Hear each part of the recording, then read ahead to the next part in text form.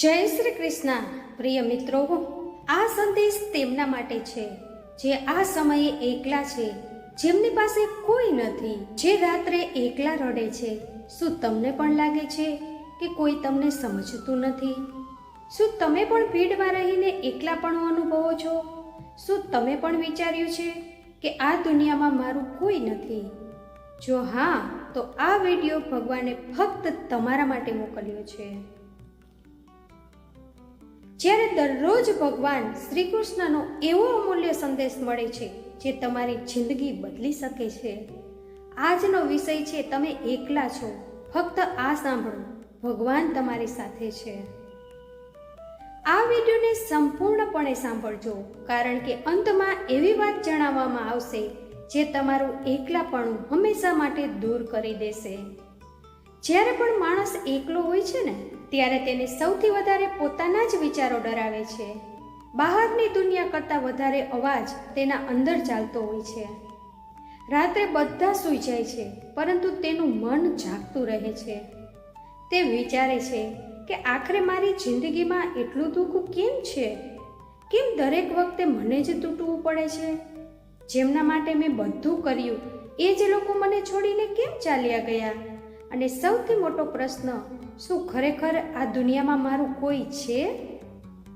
જો આજે તમારા મનમાં પણ આવા જ પ્રશ્નો આવે છે, જો તમને લાગે છે કે તમે એકલા છો, તો આજે શ્રી કૃષ્ણની આ વાતો ધ્યાનથી સાંભળો, કારણ કે આ ફક્ત શબ્દો નથી, આ એ સત્ય છે જે તૂટેલા માણસને ફરી ઊભો કરી શકે છે. ભગવાન કહે છે, તમે ક્યારેય એકલા નથી. હા, લોકો તમારો સાથ છોડી શકે છે, પોતાના લોકો બદલાઈ શકે છે, સંબંધો તૂટી શકે છે, પરંતુ એક એવી શક્તિ છે જે દરેક ક્ષણે તમારી સાથે રહે છે. જ્યારે તમે રડો છો ત્યારે તે જોતી હોય છે, જ્યારે તમે અંદરથી તૂટી જાઓ છો ત્યારે તે અનુભવતી હોય છે, અને જ્યારે આખી દુનિયા તમને સમજી શકતી નથી ત્યારે પણ ભગવાન તમારા દિલની દરેક વાત જાણે છે. માણસની સૌથી મોટી ભૂલ શું છે જાણો છો? તે લોકોમાં સહારો શોધે છે, જ્યારે સાચો સહારો તો ભગવાન છે. જ્યારે જીવન સારું ચાલે છે ત્યારે માણસ ભગવાનને ભૂલી જાય છે, પરંતુ મુશ્કેલી આવે ને ત્યારે એ જ માણસ મંદિરમાં જઈને રડે છે.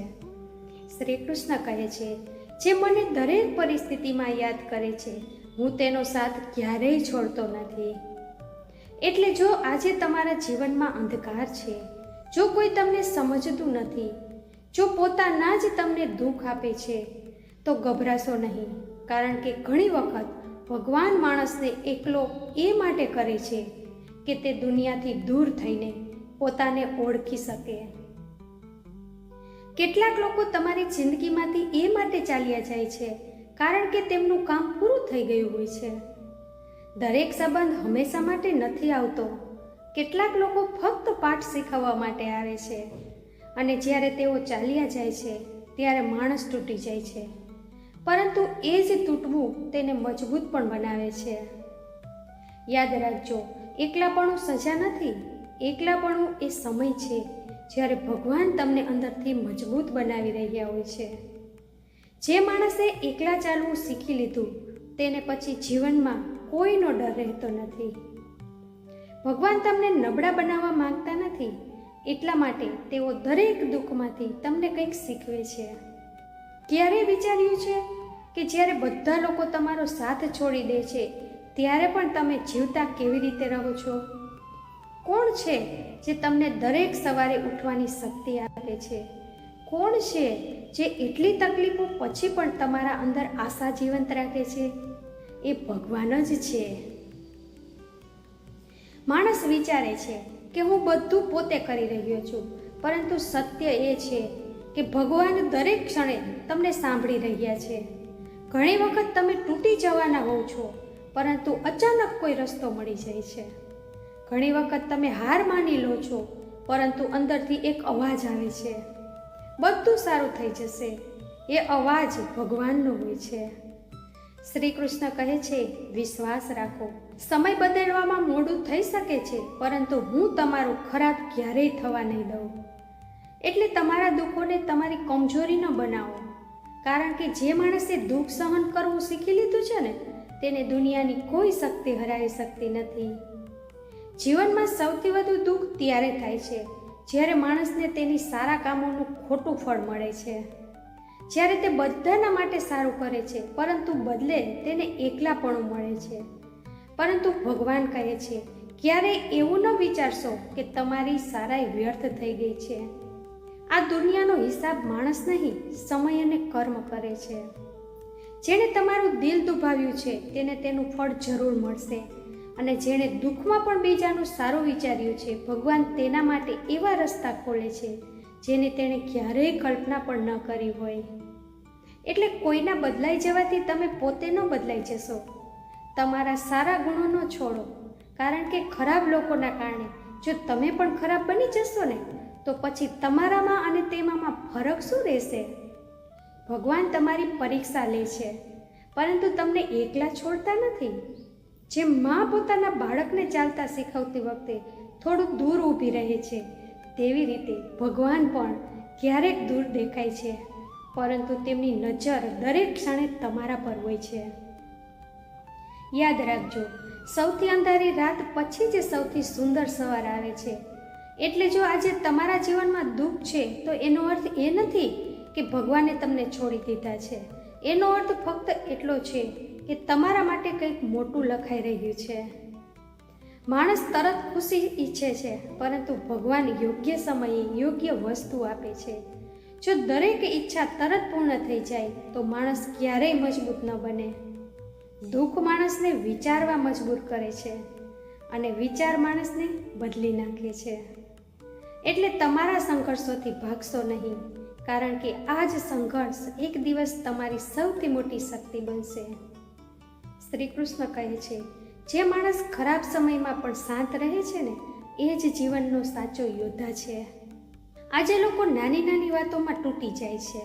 કોઈ વાત ન કરે તો દુઃખી થઈ જાય છે. કોઈ સાથ છોડી દે તો જીવન સમાપ્ત માની લે છે. પરંતુ સત્ય એ છે કે જીવન કોઈ એક માણસના જવાથી પૂરું થતું નથી. ભગવાન જ્યાં સુધી તમારી સાથે છે ને, ત્યાં સુધી તમારી કહાની પૂરી થઈ શકતી નથી. માણસનો સૌથી મોટો સહારો તેનો આત્મવિશ્વાસ અને ભગવાન પરનો વિશ્વાસ છે. જો આ બે તમારી પાસે છે ને, તો દુનિયાની કોઈ મુશ્કેલી તમને લાંબા સમય સુધી રોકી શકતી નથી. એટલે લોકો પાસેથી અપેક્ષા ઓછી રાખો અને ભગવાન પર ભરોસો વધારે રાખો. કારણ કે લોકો પરિસ્થિતિ જોઈને બદલાય છે, પરંતુ ભગવાન તમારી ભાવના જોઈને સાથ આપે છે. ઘણી વખત ભગવાન તમને ત્યાં સુધી એકલા લઈ જાય છે જ્યાં સુધી કોઈ તમારો સાથ આપી શકતું નથી. કારણ કે કેટલીક લડાઈ માણસે પોતે જ લડવી પડે છે. અને જે માણસ પોતાની લડાઈ પોતે લડતા શીખી જાય ને, તે જીવનમાં ક્યારેય નબળો પડતો નથી. યાદ રાખજો, તમારી કિંમત એ લોકો પાસેથી ન પૂછો જેમણે તમને અવગણ્યા છે. તમારી કિંમત એ ભગવાન પાસેથી પૂછો જેમણે તમને બનાવ્યા છે. તમે સામાન્ય નથી.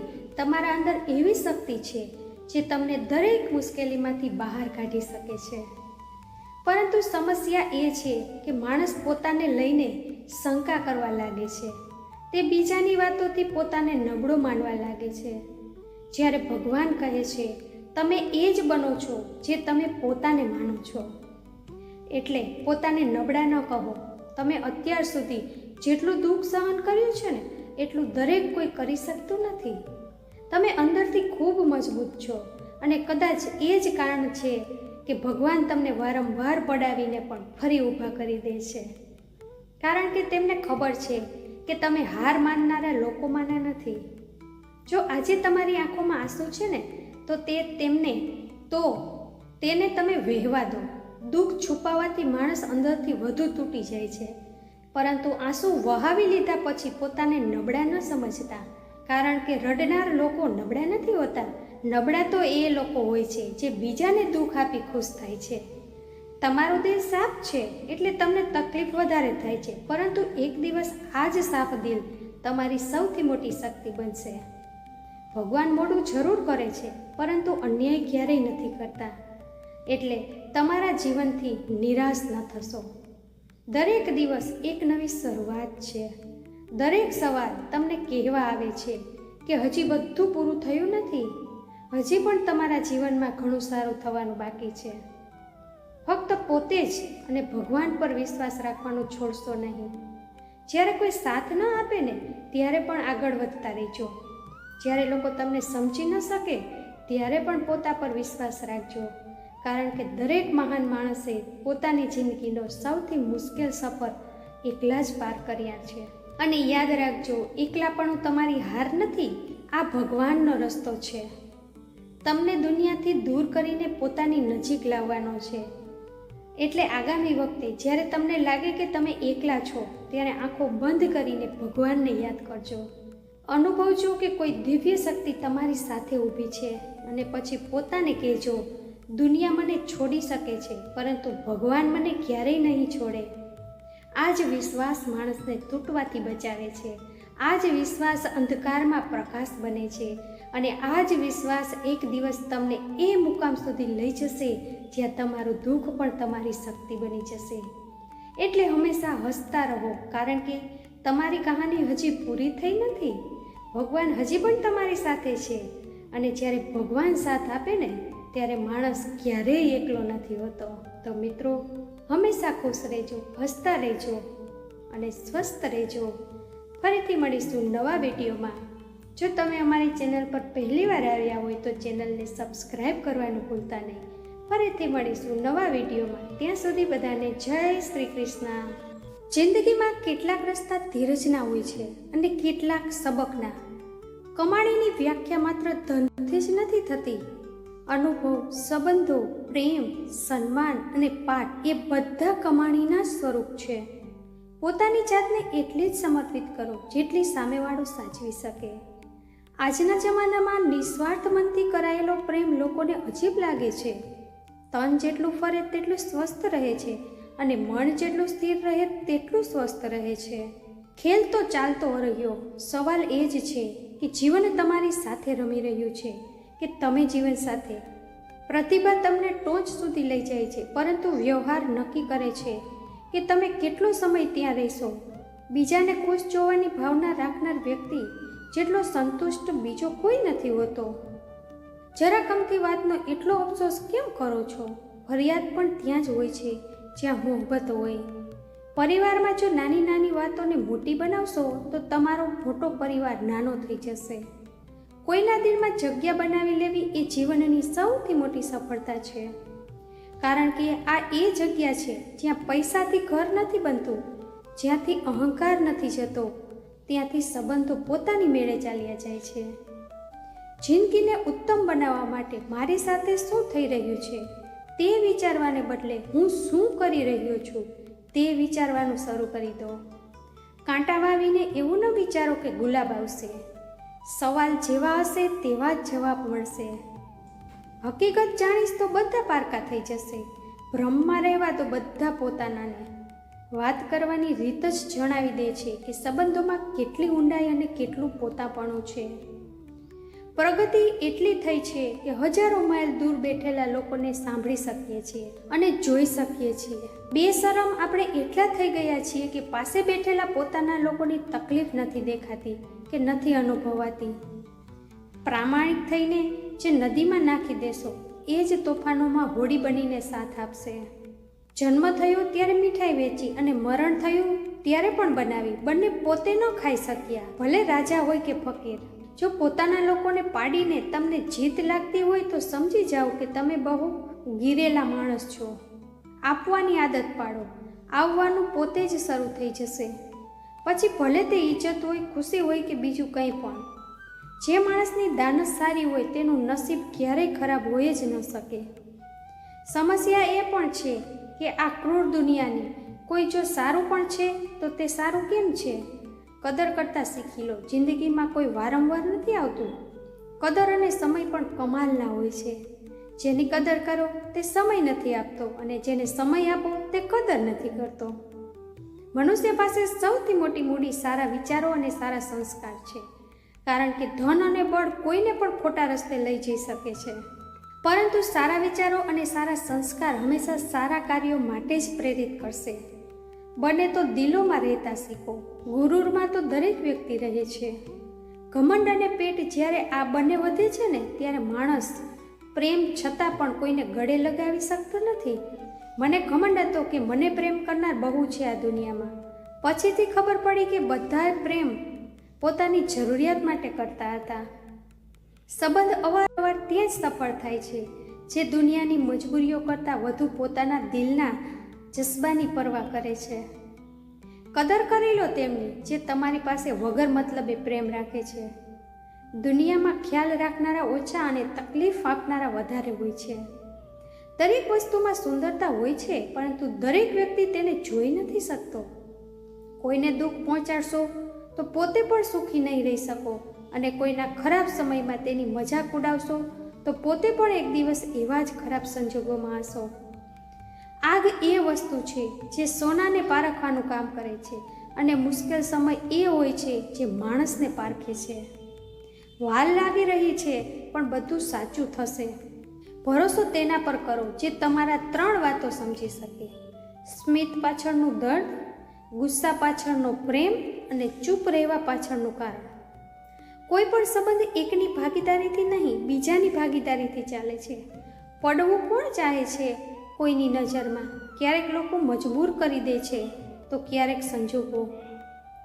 ખબર નહીં લોકો કેવી રીતે કહી દે છે કે રાત ગઈ બાત ગઈ. અહીં તો જમાના વીતી ગયા કે દિલ પર લાગેલી વાત ભૂલવામાં.